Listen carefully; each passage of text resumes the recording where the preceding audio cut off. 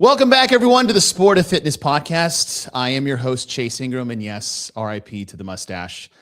Some of you will hate it, some of you will love it. About the same number that hated or loved it when it was there. But it is not about me today. It is about our special guest. It is the man behind Jim Reaper's Wodapalooza.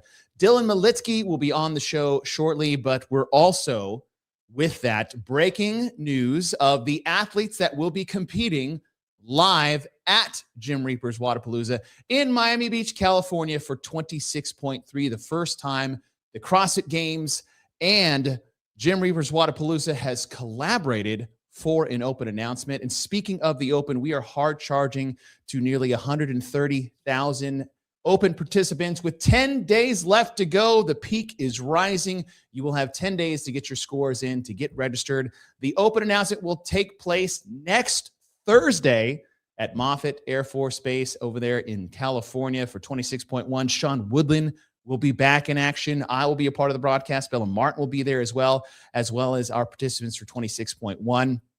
As we get closer to that, let's take a look at our worldwide top 10 of participants. Black Edition, which will be the host site of 26.2 there in Portugal, leading the charge by 162 participants with 462 total. And if you guys have been hearing about our Tri-Nations Cup that's going down over in the UK, CrossFit Glasgow and Northumbria are tied at 304. Can the tiebreaker happen during the show? So if you guys are watching and you're part of that, it's a Tri-Nations Cup between 179, Northumbria, and Glasgow. Glasgow's leading the way alongside Northumbria at 304 with 179 at 254, but these are our top 10 just kicking ass across the board. I love to see the representation around the world, but man, the UK is just showing up with Black Edition leading the way. So that is our top 10. Tomorrow on the CrossFit podcast, Colton Mertens will be joining James Hobart and I think he has a lot of strong words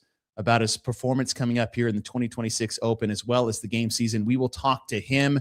We'll drop the trailer that just happened last week of the new documentary that's coming out for the 2025 CrossFit Games season. But enough hearing me talk. I know there's over 100 people, you guys, waiting to know who will be competing in the 26.3 Open announcement. Here you go. The CrossFit Open starts now. Here comes Danielle Brandon. Danielle Brandon looks very strong. Olivia Kerstetter just ahead of pace. Podium finish for Olivia Kerstetter. Ariel Lowen holding a slight edge. Ariel Lowen is going to get herself 100 points.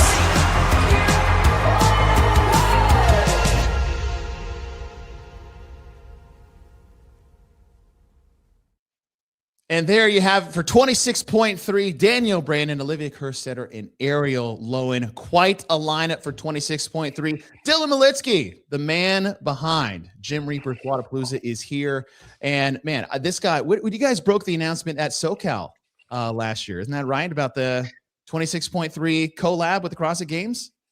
Back in September. Yeah, we had the crew out there and we devised a plan to bring it to the world. And I think it was definitely the right collaboration. It's been a long time coming, frankly. Oh yeah, for absolutely. And you look, Wodapalooza has been around for a long time as well.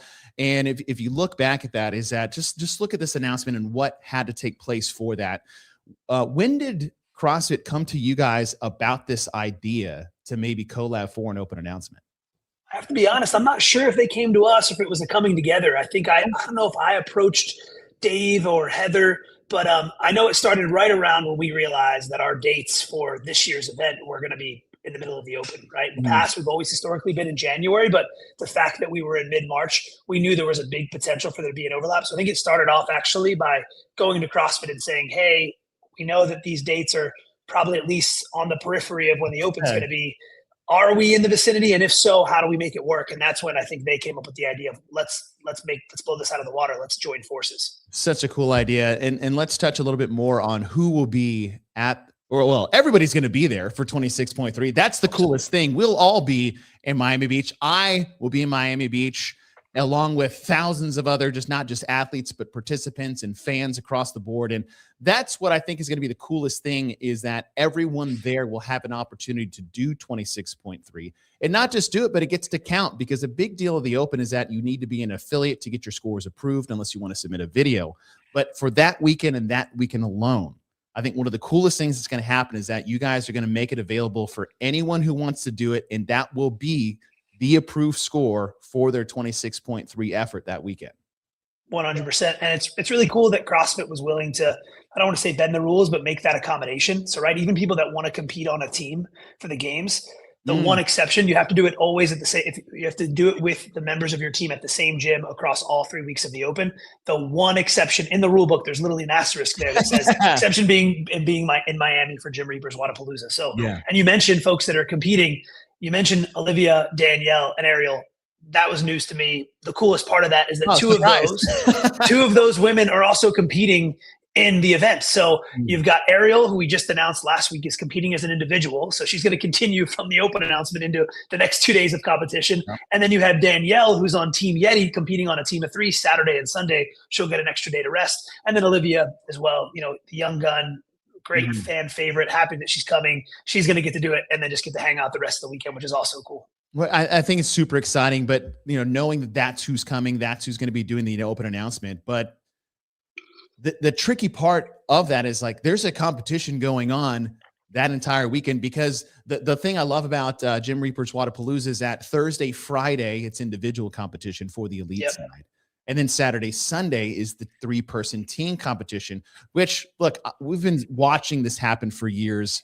It's really an avenue that you guys pioneered, where it was just 3-person, same-sex genders across the board. And it has really turned into, I would argue, I don't know if I should be, I'm going to say it anyways, because I usually do. It's the coolest team competition out there, right? I love the 2-person, 2 men, 2 women. We used to have 3 and 3. And that's really where it came from, is that the original teams in the game season was 3 men and 3 women. And he's like, hey, let's just separate them. And it turned out to be, I mean, if you talk to an athlete that would come compete at your event every year, it was the team competition that was the most fun they would all have. And the fact that you guys make that the mainstay on the weekend versus the individual, I think is really cool. And it really shows that you guys really did figure out what a cool, fun team event can be that's so much different than what we traditionally see in competition. Yeah, I would agree with you. I think the intention there was to be different, right? We didn't want to emulate / copy the CrossFit Games. At the same time, there was a year where we changed the format to teams of 4 when we were a sanctional back in, I don't know how many years ago now, 6 or 7 years. Don't hold that against anybody that year.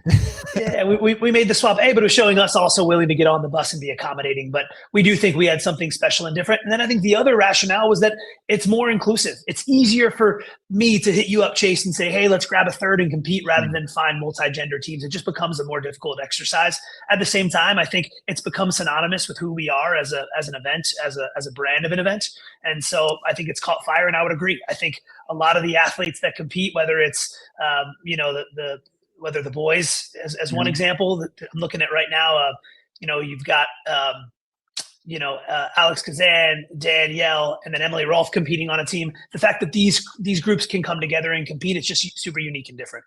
What it was fun back in the day is that you would see, like we talked about, teams of 6, 3 men and 3 women. And a lot of times those teams would maybe come to your events there in Miami Beach. And it was like, all right, our dudes versus you dudes. And it was such good bro time. And I don't know what the equivalent is for bro time, for girl time. That doesn't sound like the same thing, but you would get some of that, and you'd get more of that playfulness, banter between the teams, and you would see it on the competition floor. And then you would also not see it on the competition floor because things started to get real once 3, 2, 1 go happens. And I really love that in a sense of, like, if people talk about this all the time, we all harken back to the glory days and what it was like 10, 15 years ago, and regionals gets thrown around. It's just a new day and age when it comes to the game season and elite competition. It's gotten so high level over the years, which is what we want to see, right? If we're going to throw the word sport around, then we need to see elite athletes be elite athletes and act like elite athletes and be treated like elite athletes.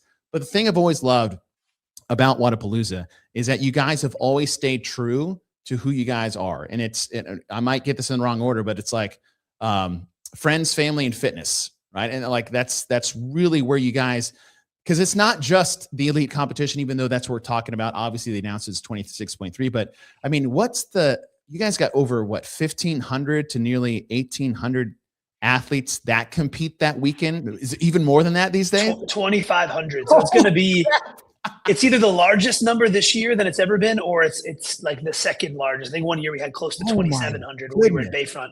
Yeah, 2,500 up from, I think the number was like 21 to 2,200 last year. 2,150. No, I definitely undersold that. So thank you. No, it's okay. 2,500 athletes. I mean, the number of divisions that you guys have available is like, yes, we have the elite side, and that's what we like to see. That's the fun part. But what I like to see with a lot of these semifinals this year, outside of, say, what Jim Reaper's Wodapalooza is doing, is that you give incredible opportunities to every walk of life that's willing to put themselves out there and go on the competition floor. Now, recently you guys moved, like you just talked about, Bayfront Park, where that was your home since what, 2013? 2012 was year one. Yeah. Okay. 2012 was year one. One of the most iconic competition floors of all time there at the Bayfront stage. Flagler.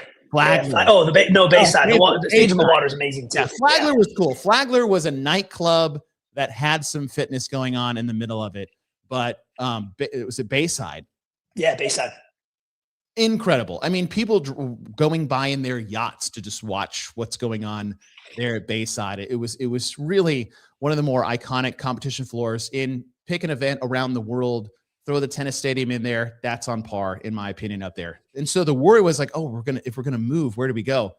Well, you guys built a competition floor on Miami Beach, basically right off the strip, and just took it to a new level last year. What did you guys take from that? Was there some moves or trepidation with that move last year? But it looks like it worked out. It's paid off, and you guys are running it back again. Yeah, absolutely. There was trepidation. Building a stable surface or anything that, in terms of the infrastructure of what constitutes the event footprint on soft sand is a tremendous challenge. For example, what would take normally 1 day to build on the beach will take 3 days because of the amount of time it takes to lug the special equipment you need, etc. Like you name it, it is definitely a more difficult exercise. What I will say though, Bayfront Park was amazing, but it was also very restrictive, not just because of the size, but the way that it laid out. Yeah. It worked perfectly for us when the event was running, but to get everything in the orchestration, the logistics of doing so was really challenging. Like, I don't know if you recall, Chase, but the last year we were in Bayfront, we brought a barge, which was a really cool experiential enhancement. That was the competition floor, but that was out of necessity because the fountain was unable to be built on. We used to build the bleachers on it. So while again, it was beautiful, I think it served its purpose. The beach itself is a much better destination. And I'll say we've had a really good partner in the city of Miami Beach. They've done a lot to incentivize us. They have a really strong initiative for the month of March. When you think of Miami Beach in March, you think of spring break and craziness and partying. Oh, man, I didn't even think about that. So they're doing a lot to incentivize events like us to come across over the causeway and host events there. They're trying to attract a different type of crowd and a fitness and health focused enthusiast. And they saw that Wodapalooza was a big one for them that they wanted to go after, and they made it really difficult for us to say no. Last year we made the move. We didn't want to do two big changes in the same year. So last year we changed venues, but kept it in January. This year it was really important for them that the intention was to keep it in March over spring break. Now with the collaboration with the Open, I think it's a match made in heaven. Well, and one of those growing pains that you talked about, Bayfront, is that, and this is a great problem to have, is that it was tough to get the crowd there on site and in good seating positions and the wait lines to get in. And it's like, now with this move, that's gone, and everyone's going to have a great viewing experience, whether it's the elite competition floor or how many different floors do you guys have this year? So this year we're going to have actually 5 total floors in addition to a warm-up area. So we have our three main. We have the main floor, which is where the Open announcement is going to take place, kind of the main arena. And then we have on the other side, we have the beach stage, which is iconic. You probably remember from SoCal. When you think of the beach stage, for those of you that haven't been there, just imagine sand as the subsurface. So a lot of traversing and soft sand. Then we have the lifting stage. And then we also have the gauntlet, which is going on as its own individual stage. And then we have the 511 stage, which is hosting the Open all weekend long. I know you mentioned that before about that being integrated in the competition. Dedicated stage for that. Yeah, that's going to serve two purposes. You mentioned that all the athletes competing across all divisions will have 26.3 as one of their events for the weekend. If you're competing individually, that's your score. If you're competing on a team, it's an aggregate of all three of your teammates' scores.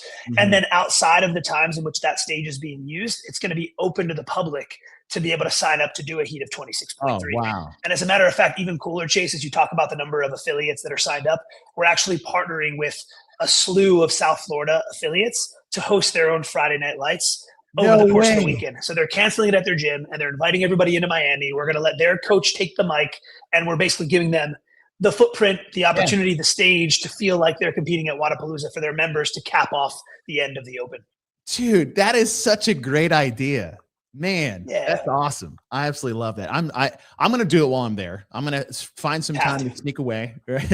I am excited personally to be able to come back to Miami to be a part of the Gym Reapers Wodapalooza broadcast. Is another portion of this, is that you guys have always put on some type of broadcast for the fan who couldn't be there in person. And it's gone through a lot of different editions and variations over the years.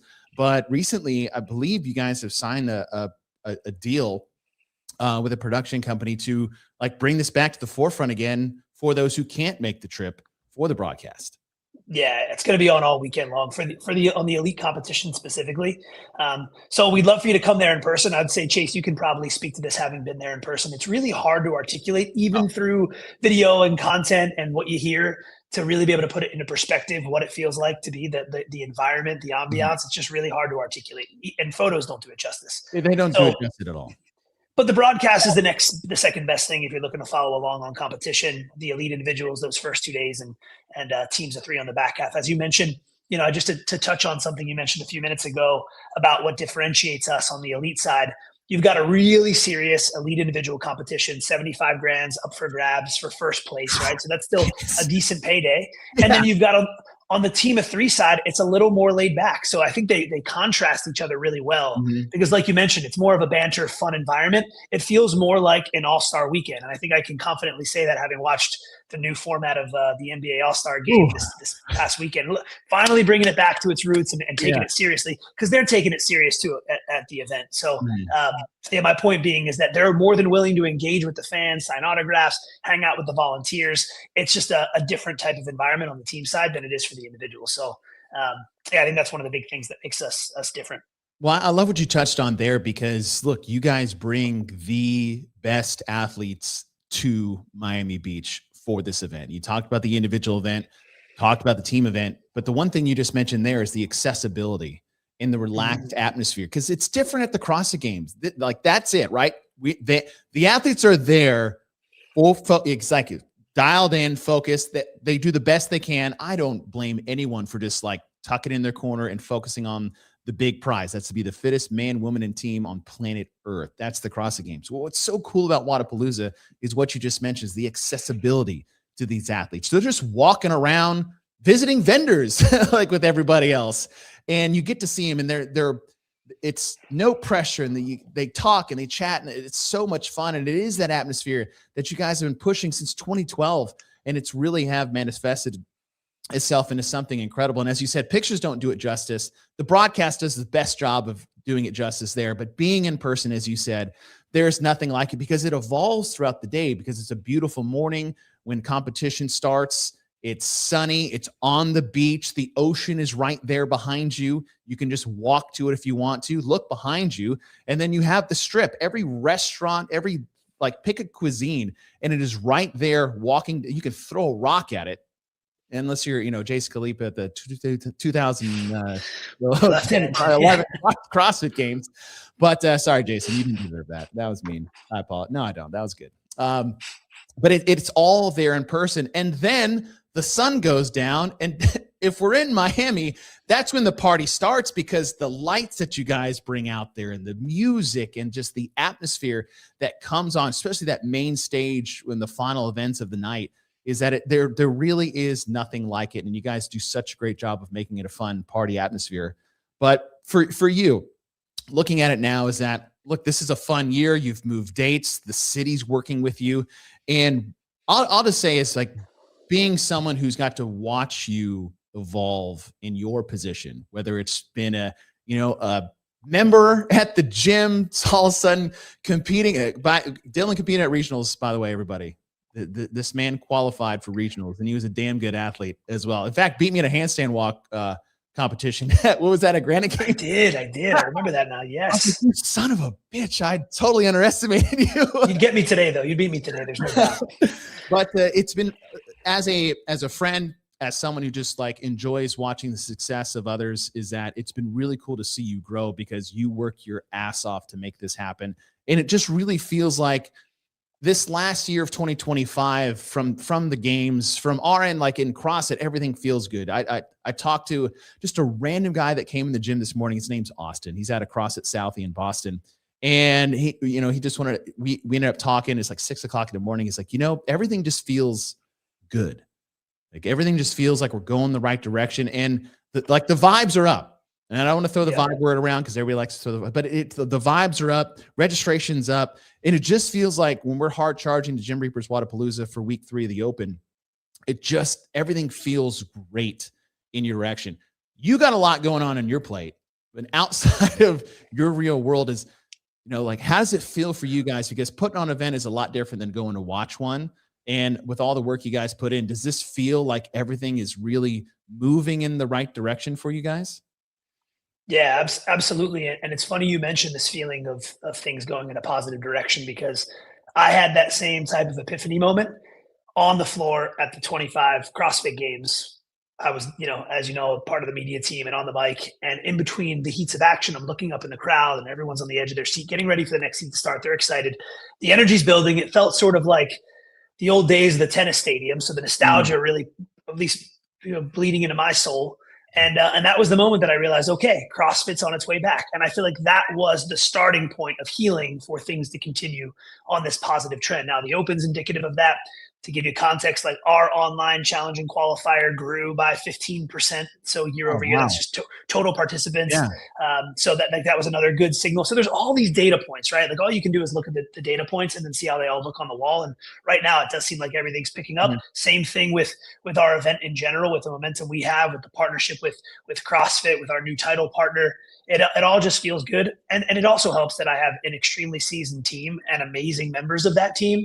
When it comes to, familiar faces that maybe some of those, watching the podcast know, Chase, you definitely know, between Stacy, Andre, Sasha, Jennifer, Johnson. Like they're such savages that honestly, you mentioned I work so hard. Without them, none of this is possible. And we're really fortunate to have a team that eats, sleeps, and breathes, not just Gym Reapers Wodapalooza, but CrossFit in general. Mm-hmm. So they're all pushing for the same common goal too. They want to see this thing grow. And that's what we're all unified around now. And so to see it all, it's a huge buildup. I always compare a live event to, you get one pitch of an at-bat, but you don't know what ball is going to come out of their hand. Yeah. And that could be the weather. There's like all these variables, but you get one swing to knock it out of the park. And right now it looks like we know it's going to be a softball and a lob, and we're going to crush it. So I feel really confident in that going into this year, more so than I have in the past. And that's so cool to hear, because like I said before, it's like watching how hard you and your team work to put these things on. And it is labor of love is a total understatement of what it takes to put on any event, let alone an event the size that Gym Reapers Wodapalooza is. And it's cool to see that. And it's nice when two things come together, because sentiment, vibe, how people are feeling, if that's all high, that's cool. But to have the numbers coming along with that is just, it's not even twofold. To see both rising at the same time is like, yes, this is what we've been working for a long time. And seeing the same thing for the Open and hearing the sentiment of just random gym goers out there of like how excited they are about the new season is really cool to see. To switch gears just a little bit from, say, the elite side, the announcement, obviously all that is incredible. We talked about that.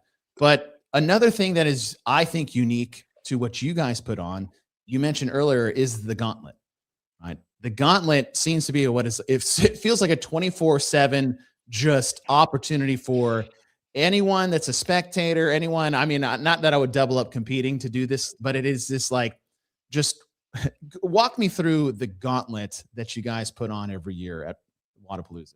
Yeah. So, I mean, it started back in 2018 and it started really out of necessity. When you talk about creating more of an opportunity for people to participate, we had an issue. And the issue we were trying to solve is that we only had a limited number of spots. I think that year we were just shy of 2,000 athletes, but we had 20,000 plus people doing our online challenge and qualifiers. So we're like, we've got another 18,000 people that want to compete, but there's no way we can fit them into the weekend schedule. So what we did is we created an abbreviated version. And so I'll tell you what it was inspired by.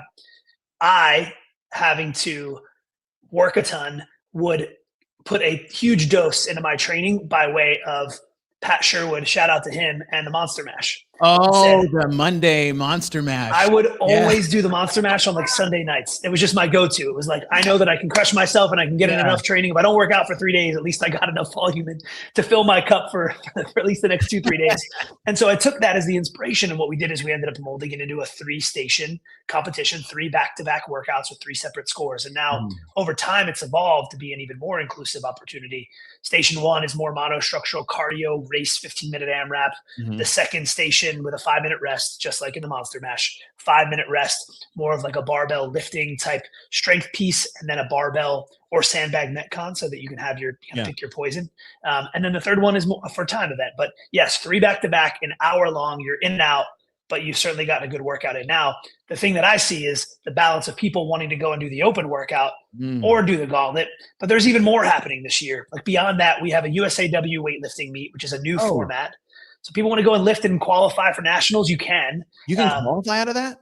So it's like it's an official meet, but it's not even like a normal meet. They basically have created a new structure where it's 35 minutes to find your 1RM snatch, 1RM clean and jerk. You don't need to wear a singlet.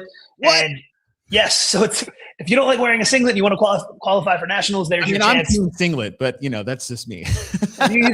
By the way, there's not. It's not singlets are not banned. I'll tell you that. So you can certainly wear one.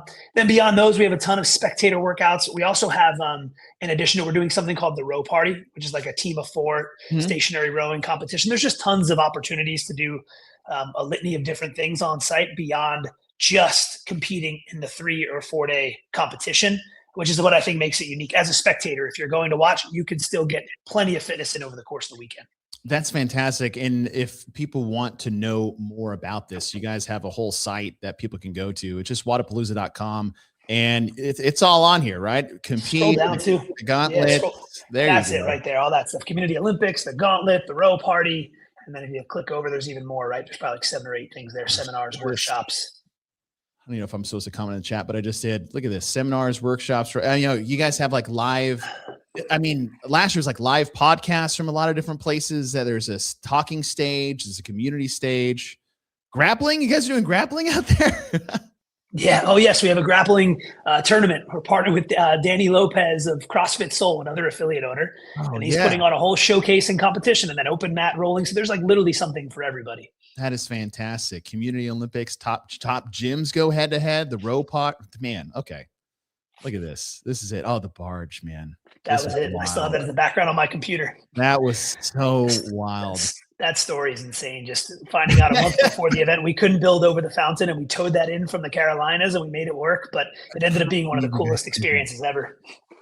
Oh, that is so cool. Well, listen, this is obviously we're talking about Jim Reaper's Wodapalooza 26.3, but before we move on, Dylan, is that I've been waiting for a hand to just come in screen and tap you on the shoulder because I was talking earlier. It's like I was at the mall earlier today trying to find a baby blue tie because I have my very first daddy-daughter dance tonight. My daughter just turned 6 yesterday. We have our first dance today. I know. I was cooking breakfast this morning, just like thinking about it, and I'm going to be a mess. It's going to be a problem. However, sir, you will shortly be joining me in the dad department, if I'm not mistaken. Could be before the end of this podcast. Is that correct? It could very well. And my wife is 39 weeks on Friday. So it's been a journey. She's been a trooper. She's still hitting tons of workouts, pull-ups. You just told me what her fan time was. Was that like a couple days ago? Just over 4 minutes. And I think she'd beat my time right now with the type of shape I'm in. I don't know who's pregnant here, me or her, because she's crushing it. But yeah, it's going to be a huge life change for us. Tomorrow is likely the day. She's planning on going in tomorrow or Friday, so somewhere in that range. But looking forward to joining the club, Chase. It seems like it's fun.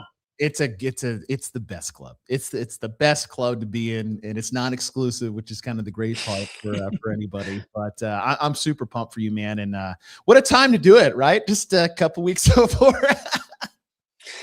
I tell you what is it? That those dates moved. Who knew? Yeah, agreed. That might have been, I don't know. I was thinking about it. I've asked my wife, I'm like, hey, how do you feel about going like 43, 44 weeks? Just keeping it in there a little bit longer. She's like, absolutely not. We're getting them out of here. Yeah. But look, Murphy's Law, like if it can't, I won't say it's going wrong, but like the timing, it was bound to happen this way. It's going to make us stronger and better. We've got a pretty good plan in place, at least conceptually, but I feel like everyone says you've got a plan when you're about to have a kid and then it goes out the window. Oh yeah. But at least we have one, generally a loose one, that I think will make it work with the event around the corner. Yeah. Well, it's nice because like the lead up is like you're building a crib. It's like, oh, I have full control over this. And then there's the bookshelves, and then there's the toys, and we make the room. Do you guys know boy or girl yet? Yeah, boy. Yep. Oh, all right. Not, Yeah. I had a boy first, so got that one out of the way. It was funny is that so I have two brothers, so three boys in the house. My dad is, Macho Man USA. And then my mom was just one of the guys because she had no choice because just a bunch of boys running the house. And then both my brothers had boys before me. So my dad was already like, you're getting a girl for sure. Like, you deserve this. Like, we know it's going to happen. And then once, boy, we did a little reveal. Boy came out and he walks up and he shakes my hand. He's like, I knew you could do it. I was like, what does that mean? What if I didn't have a girl? But second one is a girl, and it's and now we're here 6 years later, and I'm gonna take her to her first dance, which is it's really cool. But man, I'm so excited for you. Fatherhood is an incredible journey. It's a true blessing to have something like that. So I'm super happy for you guys. I'll be stay tuned to the Instagrams once maybe that happens. But I wish you guys all the best. But before you leave, Dylan. Or if you have to leave, then obviously take off. But we do have our last segment today. I'd love for you to stick around because we have our top 10 feats of fitness, everybody. So without further ado, we'll take a short little break here and then show you some crazy, stupid human tricks for 2.5 minutes. Hey, you. It's time for your yearly check-in. The CrossFit Open is here. Fitter than last year? Good. Prove it. Fitter than your rival in the 5 p.m. class? Good. Prove it. Fitter than all those gym bros down the street? Good. Prove it. The workouts are the test. The gym floor is the stage. The leaderboard is the spotlight. Proving season is here. Are you ready?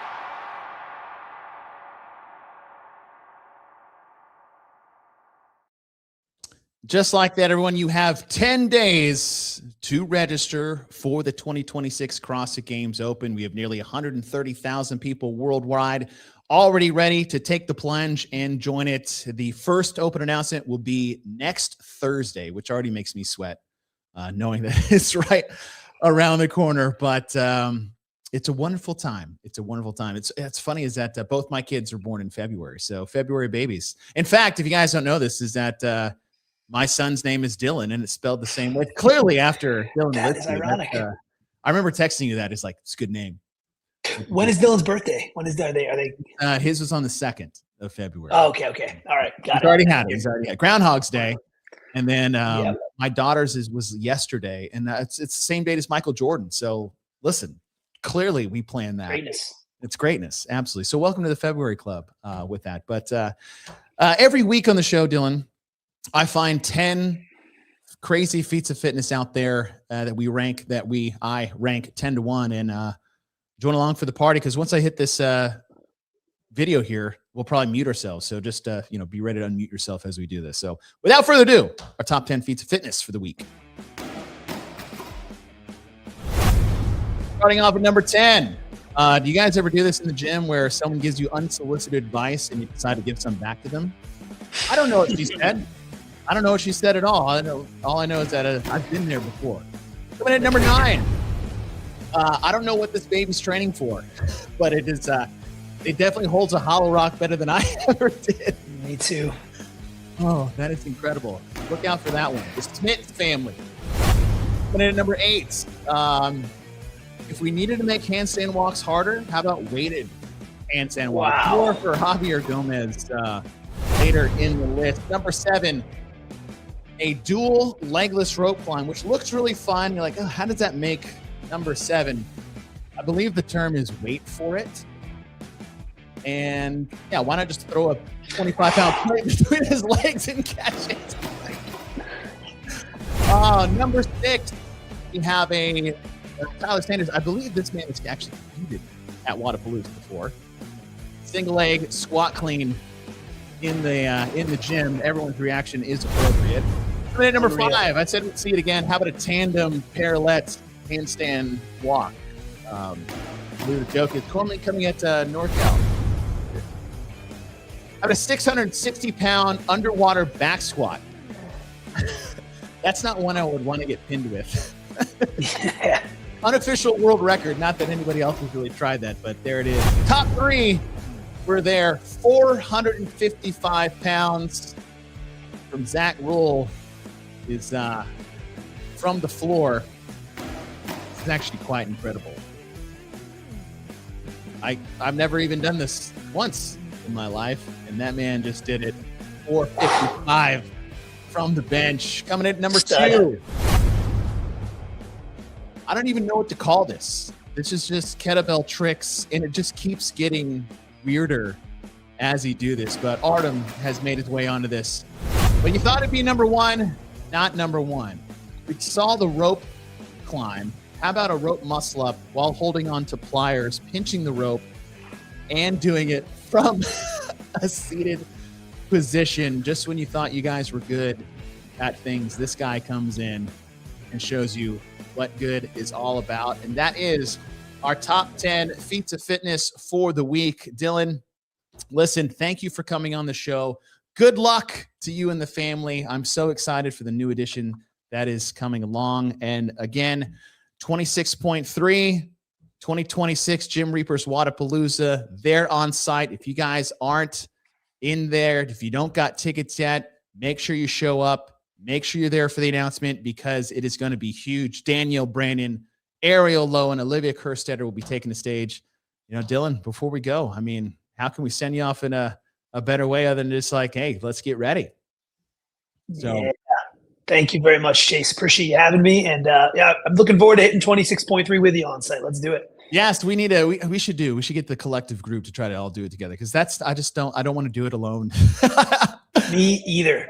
Especially with how tired we're going to be at that point. Let's do it. You got to find the right time, but yeah, it's going to be a blast. Best part. You guys got a competition floor dedicated to it all weekend long. So if you don't want to do it alone, come to Miami Beach, get there for the Gym Reapers Whatappalooza, and we will see you for 26.3.